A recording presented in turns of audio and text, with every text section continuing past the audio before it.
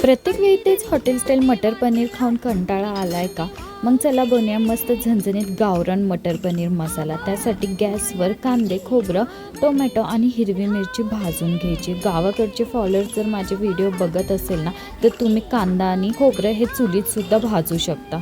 त्यामध्ये ना आलं, लसूण, कोथिंबीर टाकून आहे ना बारीक वाटून घ्यायचे। तेलामध्ये हे वाटण आहे ना 5-10 मिनिटं आहे ना परतून घ्यायचं। त्यामध्ये हळद आणि मीठ टाकून पुन्हा 5 मिनिटं परता। घरचा काळा मसाला आणि धने पावडर टाकून आहे ना व्यवस्थित मिक्स करायचं। पाणी टाकून आहे ना तेलाला तवंग येऊस तोपर्यंत झाकण ठेवून आहे ना मस्त मसाला शिजू द्यायचा। एक राजकी बात बताऊ क्या, मी प्रत्येक वेळी ना पनीरचे तुकडे करून ते 5 ते 10 मिनिटं ना कोमट पाण्यामध्ये ठेवते। मस्त असं मऊ आणि लुसलुशीत पनीर होतं। एकदा नक्कीच तुम्ही पण ट्राय करा। पनीर आणि शिजवलेला वाटाणा टाका, 5 मिनिटं झाकण ठेवून मस्त असं आहे ना झणझणीत गावरान पद्धतीचं मटर पनीर मसाला तयार आहे। लाईक आणि फॉलो करायला विसरू नका।